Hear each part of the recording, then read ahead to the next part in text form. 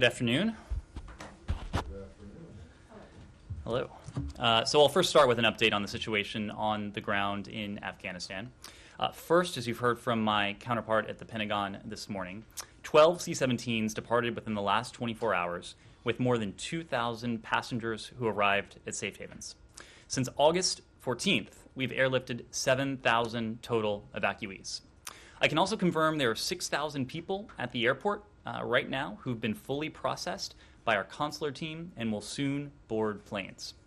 Overnight, we significantly expanded how many American citizens, locally employed staff, SIV applicants, and other vulnerable Afghans who were eligible for departure, and we offered them to consider transit to the airport. We're aware of congestion around the airport. We are working closely with the Department of Defense to facilitate safe and orderly access for consular processing on the airport compound. U.S. military and other country flights continued throughout the last 24 hours, and American citizens and legal permanent residents will be given the first opportunity to board, with other priority groups filling in seats from there. We're continuing to rapidly deploy additional consular officers to ensure we can welcome Americans and others, and will continue to do so over the coming days.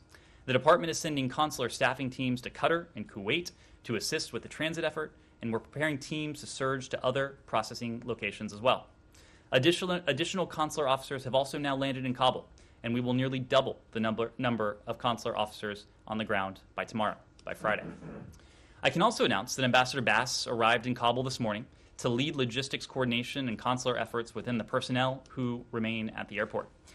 As you heard Secretary Sherman say yesterday, our diplomatic and military personnel are working in lockstep towards the same goal, and that is to get as many people who want to leave Afghanistan and who are vulnerable to Taliban reprisals because they help the United States and our allies and partners, or who are otherwise at risk because of who they are or what they do or what they believe, out of the country as quickly as possible.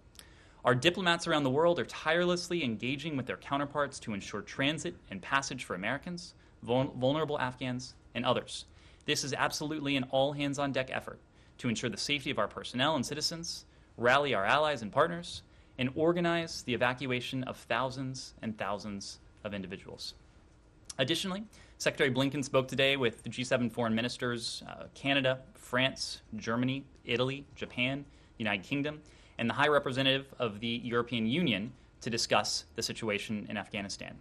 All leaders underscored the imperative of safe passage for those who wish to leave Afghanistan and the need for an inclusive political resolution that protects the fundamental human rights of all Afghans. The leaders agreed that the international community's relationship with the Taliban will depend on their actions and not their words. Secretary Blinken and the G7 foreign ministers also exchanged views on counterterrorism, on humanitarian efforts, refugee migration, and they agreed to remain in close contact on all fronts going forward. Secretary Blinken thanked his foreign counterparts for their steadfast commitment to supporting the Afghan people. With that, I am happy to turn to your questions. Ned, can I ask you, this is an extremely logistical question, and I hope it will be a very short answer. But does Operation Allies Refuge now include all of the categories of people who can go out? That means SIVs, P1, P2, and this other at-risk category, or does it still just apply? Does that term, Allies Refuge, just only apply to SIVs? So Operation Allies Refuge is People are getting briefed on different things all over town. Understood. It is a military operation, Operation Allies Refuge. It was a term coined by the Pentagon, so I need to refer you there to speak precisely to what that operation now entails. But what I will say more broadly, of course, is that Operation Allies Refuge, in the first instance, was an effort, an airlift operation, unprecedented airlift operation that no other administration, either in the I will get there, but that no other administration, either in the Afghan context or. Pat yourself on the back all you want. I just want to know: does it include all of these categories now, or is it just the SIVs? Matt, it was in the first instance an airlift operation for SIVs. Now, of course, what we're doing is offering an airlift operation. We're in the midst of an airlift operation for American citizens, for locally employed staff members, for SIVs, for vulnerable Afghans. The entire evacuation effort is Operation Allies Refuge? My point was that you'll need to talk to DoD to understand exactly what OAR encompasses, but obviously we have a vast airlift operation ongoing now that encompasses all of those categories. No one is trying to say that you don't. Secondly, and I realize that and I want to make sure that this is understood, getting people out, I understand that getting people out safely is the most important thing. But are there any COVID protocols for these flights? So our first priority is to get as many people out as we can. What we are doing, depending on where these individuals go, and as you know, there are several transit countries, there sometimes will be testing in those third countries, but our first priority right now is to bring as many people to safety as we can. So there isn't a protocol at the airport. If they are lucky enough to get through and get onto, there's no testing that happens beforehand. Because, if you look at the pictures of packed transport planes, whatever, one or two people who are infected could, that could be a disaster, right? Especially when they arrive someplace. So anyway, you're saying there aren't. When it comes to the transit countries, we are abiding by the regulations of those transit countries. So there isn't any testing that happens before you get on a plane? In Kabul at the airport, we don't at present have the capacity to test everyone on them. Last thing, and it'll be really brief because it was kind of answered last night. But there were a bunch of reports last evening about this contingency and crisis response bureau proposal that had been made by the previous administration. And I just want to know if you guys still think that getting rid of it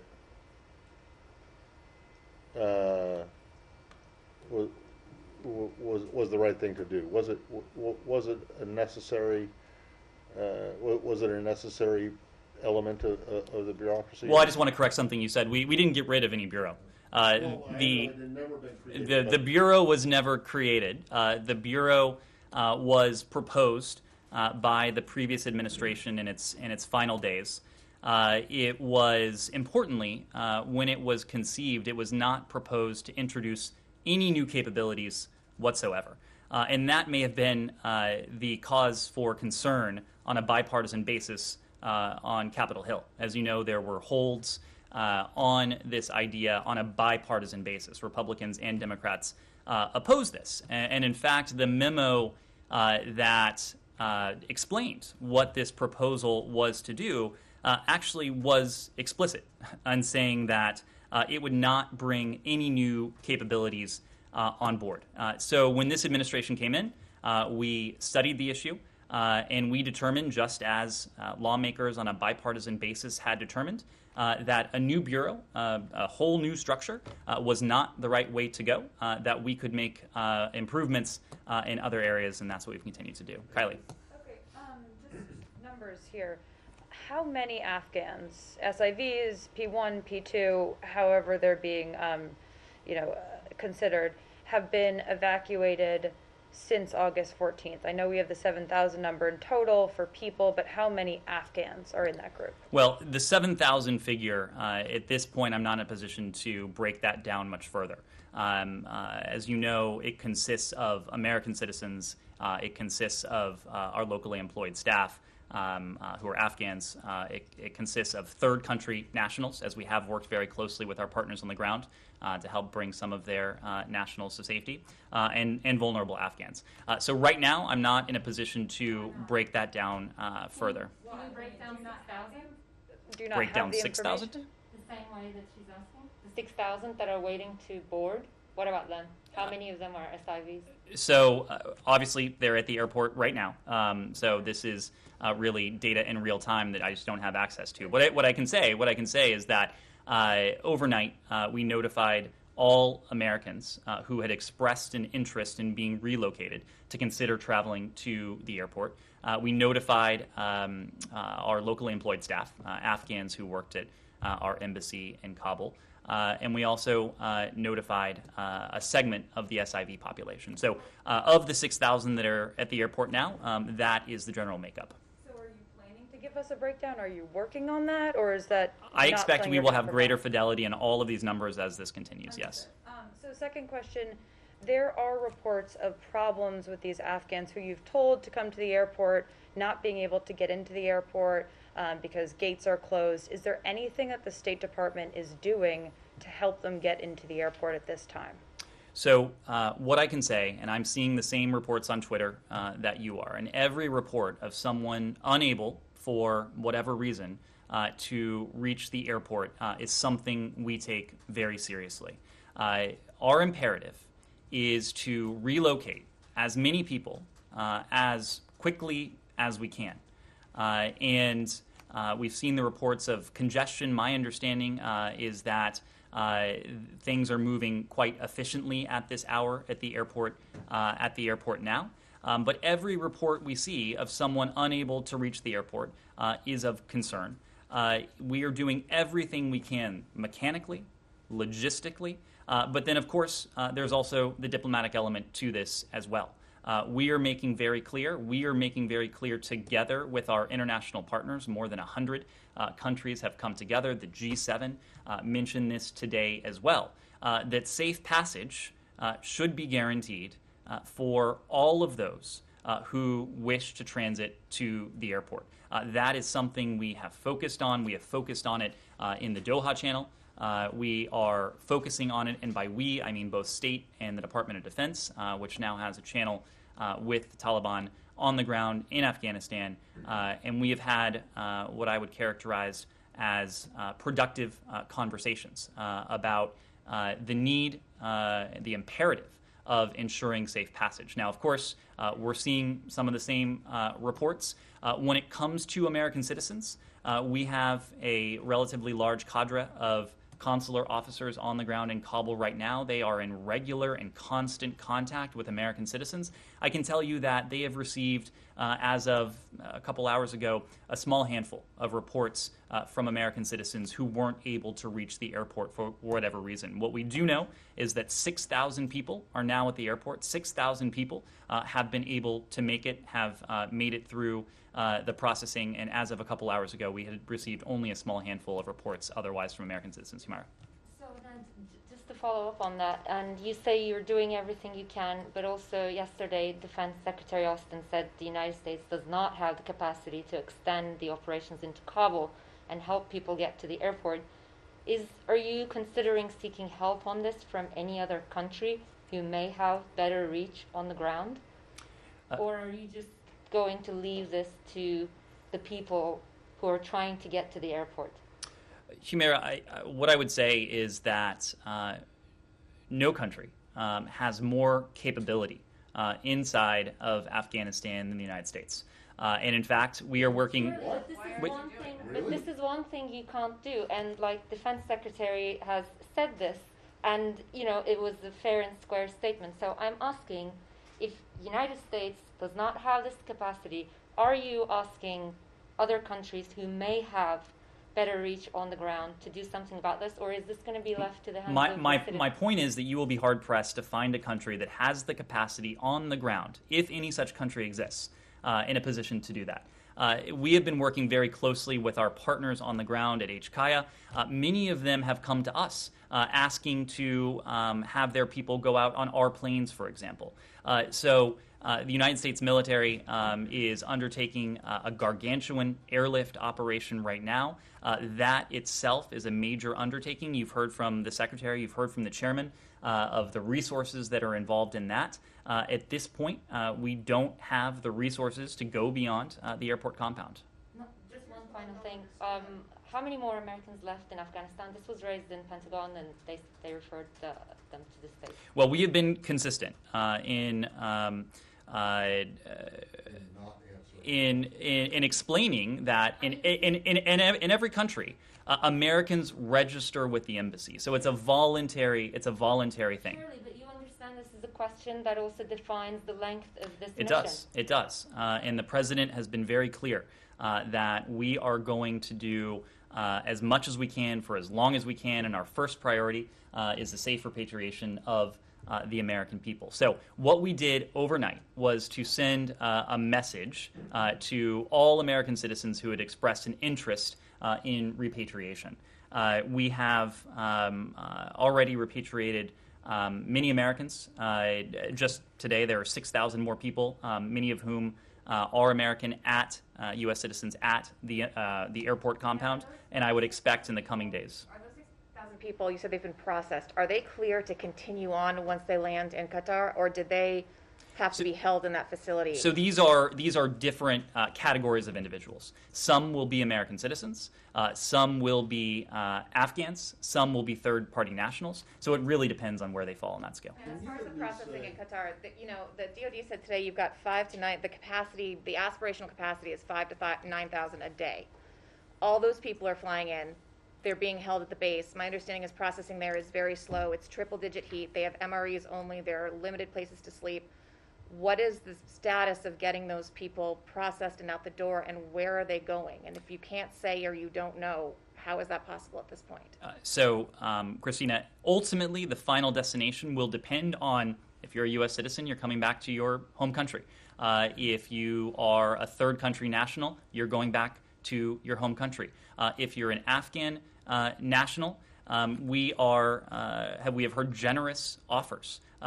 First I should say, those SIVs who have special immigrant visa holders who have completed the rigorous security vetting process, they will come here, just as 2,000 of them have under Operation Allies Refuge.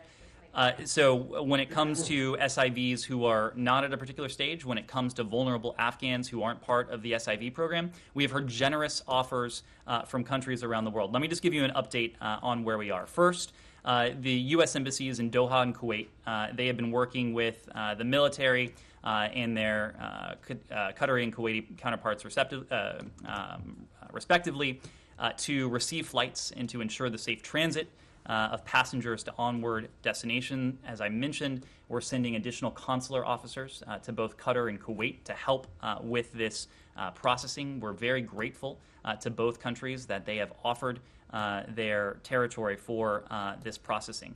When it comes to Europe, Secretary Blinken had a good conversation yesterday with Albanian Prime Minister Rama about Albania's offer to host Afghans in need. The Secretary thanked the Prime Minister for continuing Albania's proud tradition of sheltering people in need, and they affirmed the close partnership between the two countries. I mentioned this statement yesterday, but for those of you who haven't seen it, the Prime Minister's explanation for why Albania was doing this, predicated on his own country's history, is quite powerful, quite moving. We are in discussions with other European allies on this same basis. I'm not in a position to name them right now, but stay tuned. We also deeply appreciate Uganda's generous offer of assistance to host Afghan evacuees on a temporary basis. In the Western Hemisphere, of course, you're all familiar with the very generous offer from our neighbor to the north. The Canadians have expressed a willingness to open their doors to vulnerable Afghans. We're extraordinarily grateful. Mexico and Chile as well have announced their intention to aid vulnerable Afghans with refugee status or resettlement. Yes, Nick? What is your processing capacity in Doha? Like, if 5 to 9,000 are coming in, how many of those people who need processing, who don't have visas, who can't just get on a plane, how many can you process per day? And then secondly, are you asking for any kind of humanitarian assistance either at the airport or at that facility in Doha, where we're hearing, especially at the airport, even Americans who got in are saying there's no separate line for U.S. citizens, there's minimal toilet facilities, there's nowhere to sit, they're sitting outside, it looks pretty bad. So our goal is to move individuals through those facilities as quickly as we can. That's part of the reason why we've surged consular officers to both places. I know what the goal is, but do you know what your capacity is, and are you asking for humanitarian assistance? We are able to process hundreds upon hundreds of Afghans in each facility per day. As I said, there are other generous offers. I expect our capacity will be able to speak to a much greater capacity in the coming days as well that will allow us to process thousands of vulnerable Afghans per day. Yes, please. Thank you very much. See you. Nice to see you again. I come back again. I have a application on the Afghanistan and the other issue too. And on the allies, our allies concerned about the U.S. security credibility, how do you think the Afghanistan crisis impacted the credibility of the United States security commitment to its allies? Secondly, last time as President Biden mentioned about that the United States military would be sacrificed without the national interest. What if there is no interest in the United States and the countries that have made a security commitment with the countries such as Korea, Japan, and Taiwan? Do you have any comment on that? Could you repeat the first part of that second question? First part of the second question. Yes. What if there is no interest in the United States and the countries that have made a security commitment with countries such as Korea, Japan, Taiwan, such things? Great. So let me take your first question first. It is safe to say that this administration has prioritized our system of alliances and partnerships in profound ways. And we've done that because we recognize them as a profound source of strength. In the context of Afghanistan, and I spoke to this a bit yesterday, it is precisely why Secretary Blinken, on one of his, I believe it was his second trip overseas, went to Brussels and went to consult with NATO allies together with Secretary of Defense Austin. It's precisely why we returned to Brussels just a couple weeks later, because there's always been the mantra, the NATO mantra when it comes to Afghanistan: in together, adjust together, out together. That's always been the understanding. We did all of this and have continued to do all of this in close coordination with our NATO allies. Just today, Secretary Blinken met with the G7. This was a topic of discussion at the leaders level as well when President Biden was in Europe, meeting with the G7, with the EU, with NATO as well. I think the other point is that our strategic competitors would love nothing more than to see the United States bogged down in a conflict for another 2 years, 4 years, 20 years. A conflict that has come at tremendous opportunity cost for the United States.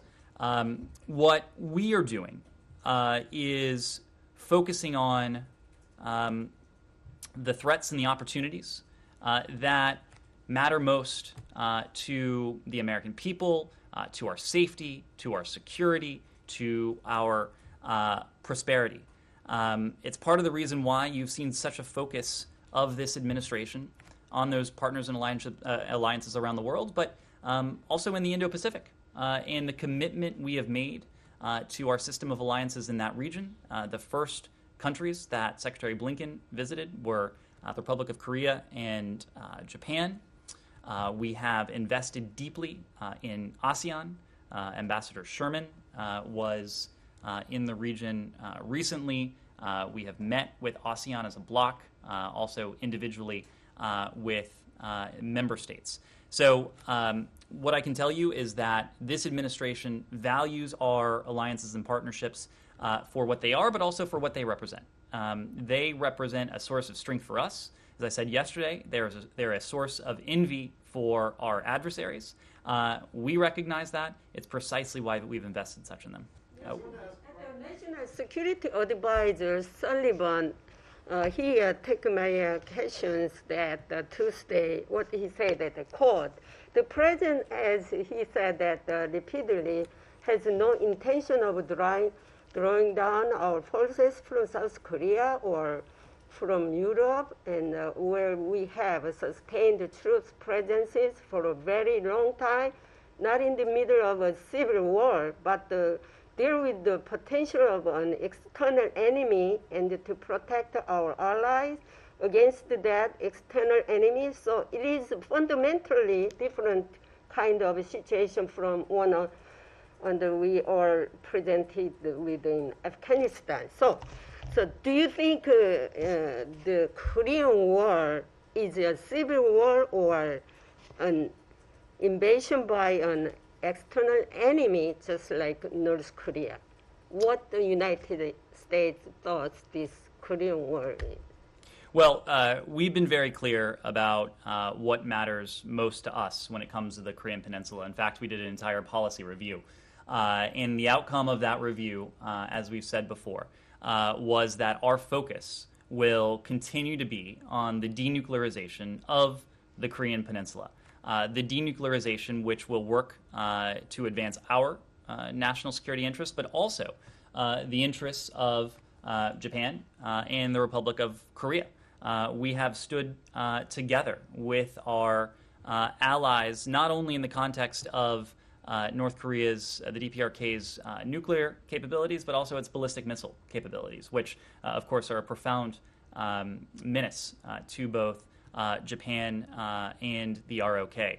We've also said when it comes to animosity, when it comes to the relationship between South Korea and the DPRK, we are firmly on the side of engagement. We are supportive of the inter-Korean dialogue. We are supportive of efforts to forge better relations between South Korea and between the DPRK. All the while, we are focusing on the humanitarian issues, the humanitarian plight of the people of North Korea. That's what matters most to us. That's been the focus, and that's what we'll continue to focus on. Yes, Will. I just want to ask broadly on the SIV program. There's some concern that vulnerable Afghans who've helped the U.S. forces, especially if they're not near Kabul, will have trouble getting out. And I'm just wondering why the State Department didn't surge more effort toward the SIV program. We've talked about some of the details, but obviously this administration inherited a plan to exit Afghanistan, followed through on that plan. Granted, there were some backlogs, but we were still getting pretty small numbers of SIVs coming through in March. Why didn't this administration surge that earlier? Why wait till summertime before getting larger numbers of those processed? Well, you mentioned the backdrop, and that's where I'll start, because it's worth explaining a bit of the context of the SIV program, what we inherited.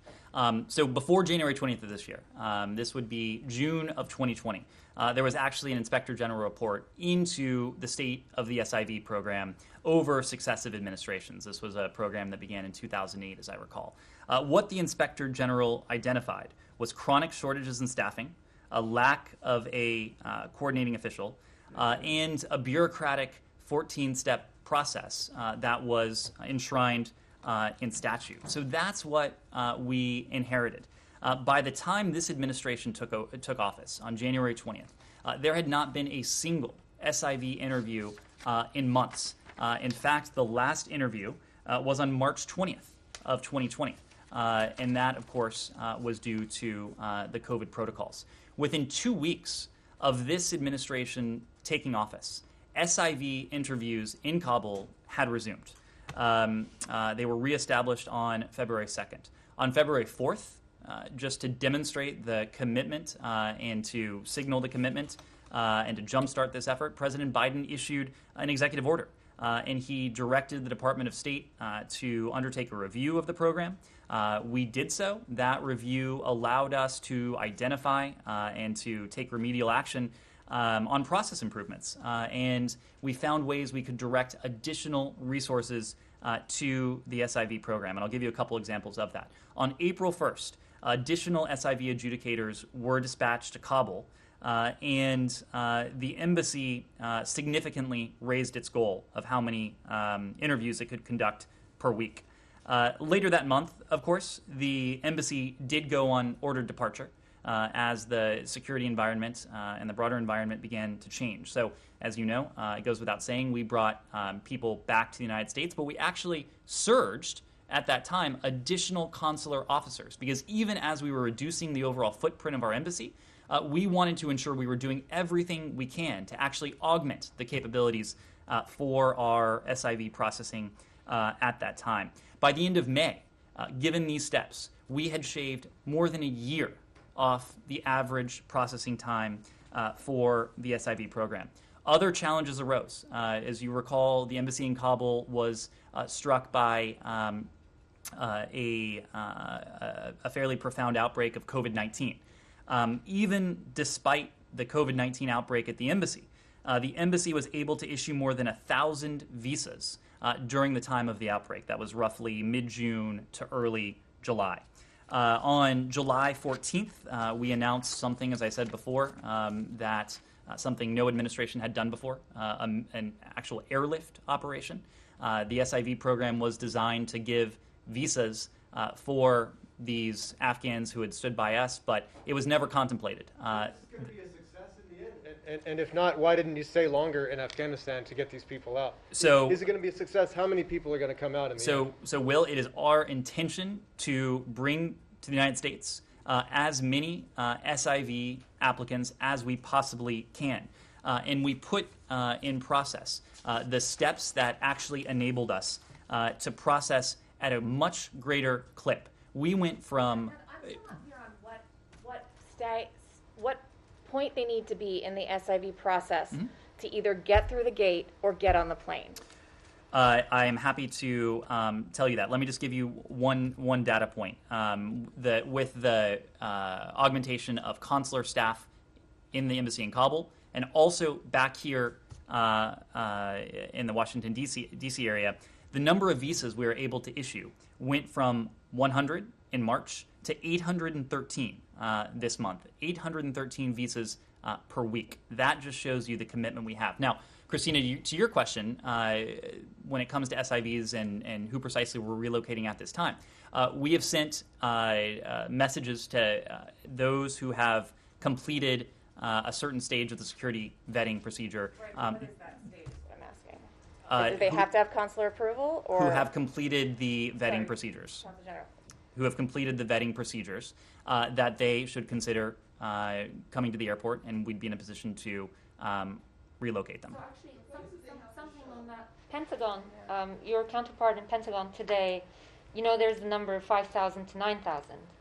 And then yesterday, 2,000 people have been evacuated. So there were questions about why that number was less. And then he said obviously there are a number of steps regarding the visa application before putting people on planes, which suggested that at the moment you are not using these planes at full capacity because of bureaucratic red tape. No. And if that is the case, or if it's somewhere even close to that, will these consular officers finally sort of speed that process up? When do you think you will get up to 5,000 to 9,000? So, as we said, by tomorrow we will have just about doubled the consular capacity we have available at the embassy, at the airport compound in Kabul. Does that mean 5,000 people on the plane? It means we are going to process as many people working with the military as we possibly can. Yeah, we were doing that yesterday, too. Right? Matt, since this effort has begun, Look, yes. people are asking for numbers, and I realize that they're difficult to get, but and it's always in flux. But you just talked about how there's 6,000 people waiting at the airport, which is one thing. Does the military side of the airport really have enough space for 6,000 people to live hygienically for 12 to 24 hours? We And expect when did about those- 20 when did- flights. We when- expect about 20 flights to go out tonight. Tonight and tomorrow. So the 6,000 who are there, they got in today, That's the goal. right? They got in today. Today, 6,000 people have been processed and into they the will be airport. leaving tonight and early, I guess. We our expect time. 20 flights, DoD has said, will go out tonight. This is an operation that will continue at as fast a clip as we can possibly manage. I think you've heard me say that as we have increased our throughput capacity at the airport, we have reached out to more and more individuals, instructing them to consider traveling to the airport if they are able to do so. So that is why you have seen more people process today. Our hope is that tomorrow we'll be able to process even more. But ultimately, the metric we care about most is how many people we are able to repatriate here to the United States or bring to third countries. That is our goal. Our goal is to maximize that figure. Connor. The SIV program does not apply to Afghan security forces only to the interpreters and folks of that kind. There are reports, credible reports, that they are being hunted down. There are Air Force pilots, pleading in audio messages for help. There are commandos that the U.S. government has spent years training who are being assassinated. What are you doing for them? And are you aware of these reports? Can you confirm any of these reports that they're being hunted down? We know that at least one NGO, I've seen a report that at least one NGO has put together with this. So I'm just not in a position to confirm those details. As I said, every time we see a detail like this, we take it extraordinarily seriously, and we do what we can to follow up on it. You're right that in most instances, someone who, for example, has served in the Afghan military or the Afghan police force probably would not qualify for SIV status. But SIV status is not the only status that we're factoring into our calculus. There are other forms of, there are other pathways to safety, either through UNHCR, the United States, one of our partners. We've talked about Priority 1 refugee status. We've talked about Priority 2 refugee status. There are individuals who, over the course of many years, have worked closely with NGOs, with partner governments, and those NGOs and partner governments are referring them for various refugee statuses that may be available elsewhere. So there are different avenues for people who don't qualify for SIV, and we are doing all we can to support as many people as we can. Another question. There have been skirmishes today over the Afghan national flag being raised. Today is Afghanistan's Independence Day. There are also folks calling for resistance, including First Vice President Saleh. What do you say to the folks who say that they want to resist Taliban control of the country, including through force? What do you say to the folks who are in the streets protesting today because they don't want Taliban government? Well, we certainly don't want to see a government that denies the rights that are guaranteed to people everywhere. We don't want to see that either. But it's not just about us.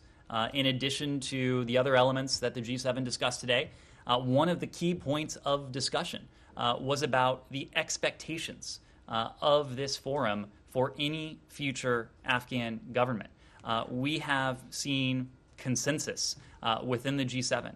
We have seen consensus within the UN Security Council. We have seen consensus from the dozens of countries who signed on to a statement just a couple nights ago about the status of women and girls. So again, the international community is united on this. No one calls for resistance. Look, no one wants to see a government that will deprive the rights of its people, the rights of its women and girls. We know that no society can thrive or potentially even continue to exist if it ignores the rights of half of its population. That has been our point. Sean. Can I follow up on that? Massoud specifically called for the United States to actually send arms, saying that the U.S. is the arsenal of democracy.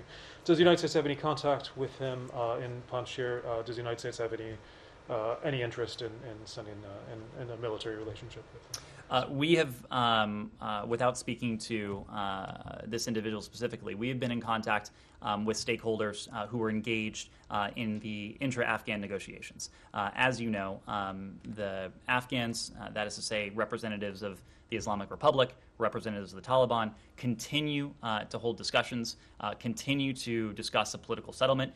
We have continued to be in touch with representatives of the Islamic Republic, as well as representatives of the Taliban. Ambassador Khalilzad remains in Doha. Much of the Taliban delegation, if not all of it, has relocated from Doha to Afghanistan. We've continued to be in touch with those representatives over the phone.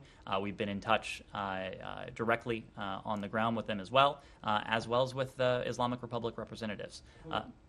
President Ghani, you mentioned yesterday, Deputy Secretary Sherman said that he's no longer a factor. Is he one of these stakeholders that you see as having an interest in the future of Afghanistan?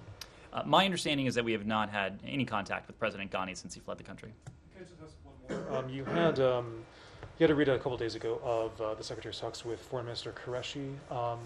Pakistan obviously has a complicated relationship in Afghanistan. What was the nature of your talks? What are you looking for from Pakistan now that the Taliban is effectively in control? We did issue a readout of that. The point we've made to all of Afghanistan's neighbors is that it is in everyone's interest to do what we can to secure or to help facilitate stability, security, some sort of political settlement.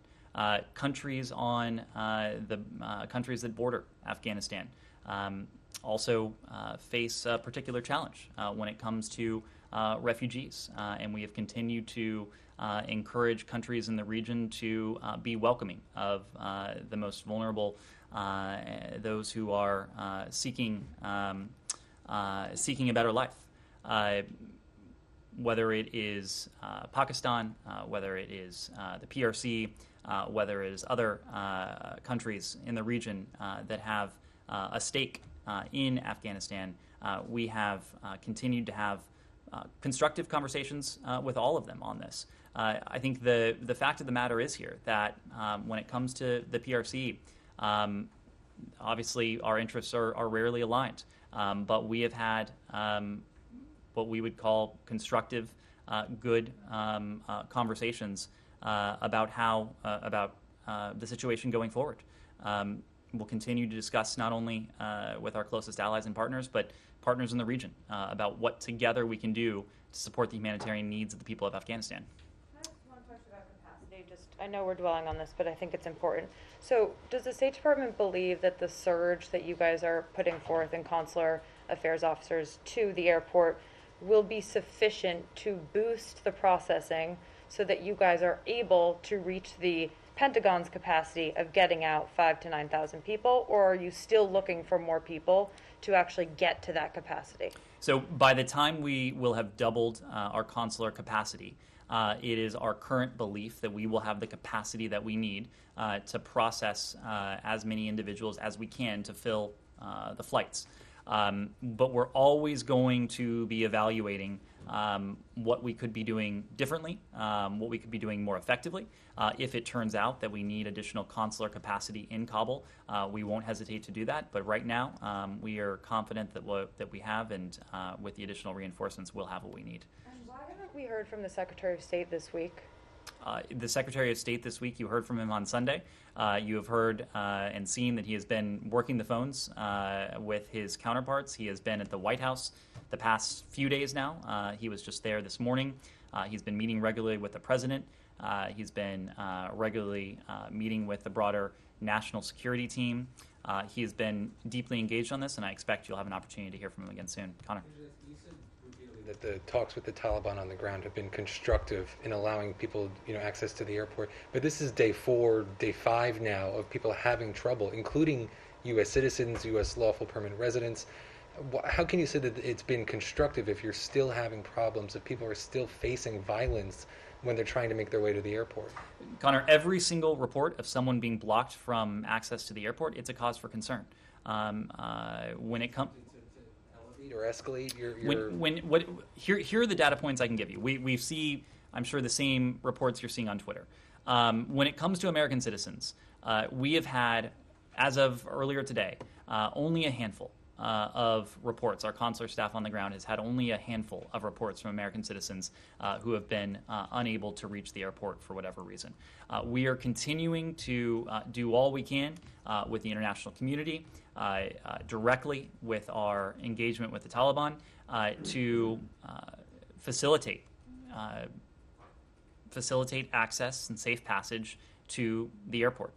We'll continue to work on this through every tool that we have and that's appropriate. To follow up, just real quick, I understand we've established that there's not going to be assistance for safe passage. There's no, Pentagon, you this morning or this afternoon are saying there's no capacity for us to go and get people out of these other areas and get them to Kabul. Is there any concern that this documentation, any kind of notice or anything like that, because of these checkpoints, sort of following up on that, is going to cause more of an issue for these people to access this area? And then just to double down, have no numbers. I know that you've mentioned the 6,000, 7,000. You can't break it down.